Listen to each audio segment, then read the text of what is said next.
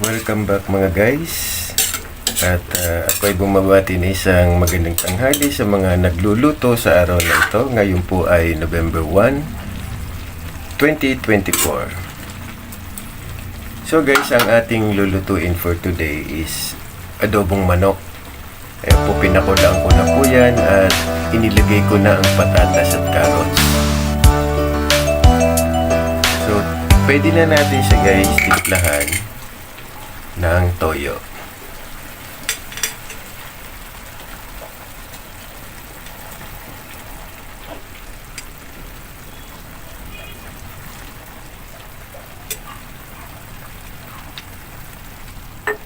Ayan. Tapos haluin natin para kumalat yung toyo sa kanyang sa laman ng manok at manuot sa ating mga sangkap.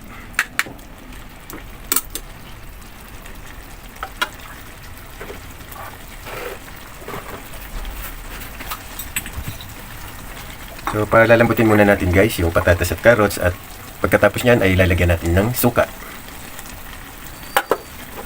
So, pakulin muna natin ng ilang minuto guys. Tatakpan ko muna. Tingnan natin guys kung kumulo na siya. So, ayan. Haluin natin para maluto ang mga nasa ilalim.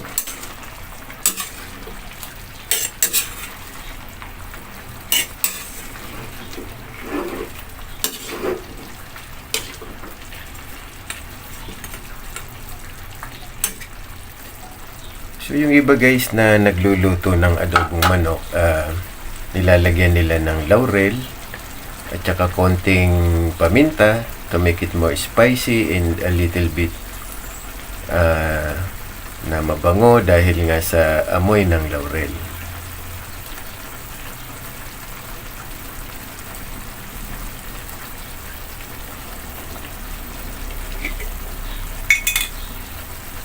So, pwede nating lagyan ng suka.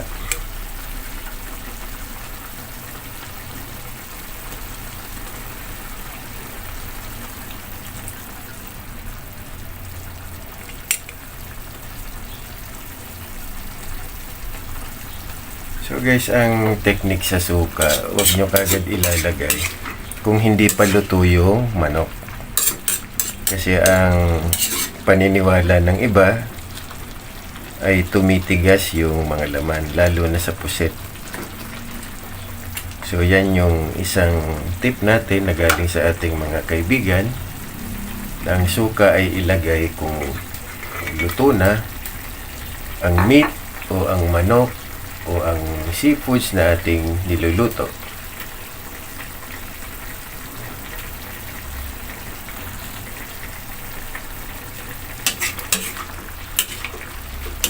So, kailangan pa natin itong patuyuin ng konti kasi medyo marami pa yung sabaw. So, bubuksan lang muna natin para mag-evaporate yung ibang sabaw niya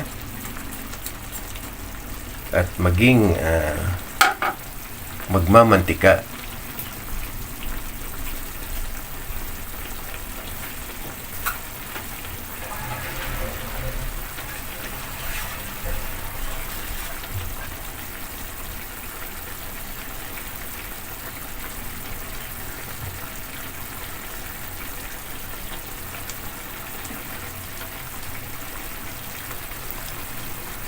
So yan guys, naamoy ko na yung bango ng ating nilutong adobo.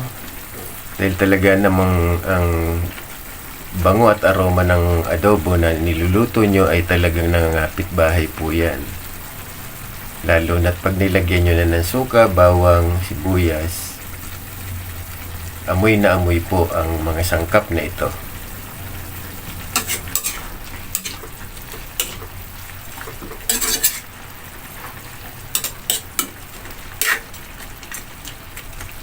Titikman muna natin.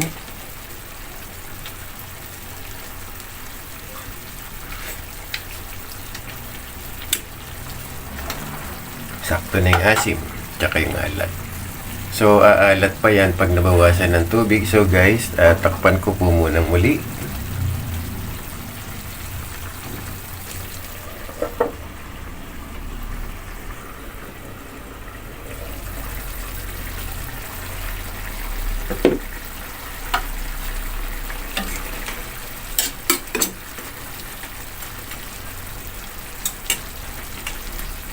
So ito po guys, pinatutuyo ko na lang ng konti yung sabaw niya. So hingi lang po ako sa inyo ng kaunting pabor to please subscribe, like, share and comment to my channel at ACT Tugade.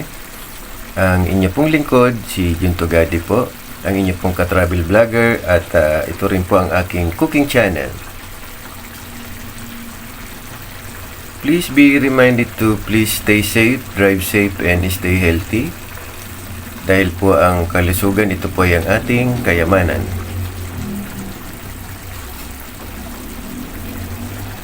So guys, luto na pa ito and ready for serving. Ito ay isang sulit at tipid na budget. Dahil ang halaga po lamang ng manok na ating binili ay halagang 150. Tapos ang carrots, patatas ay halagang 30. So total of 180 pesos or less than 200. Meron ka ng pananghalian na masarap. Hanggang sa muli, dito ko na po tatapusin ang aking vlog.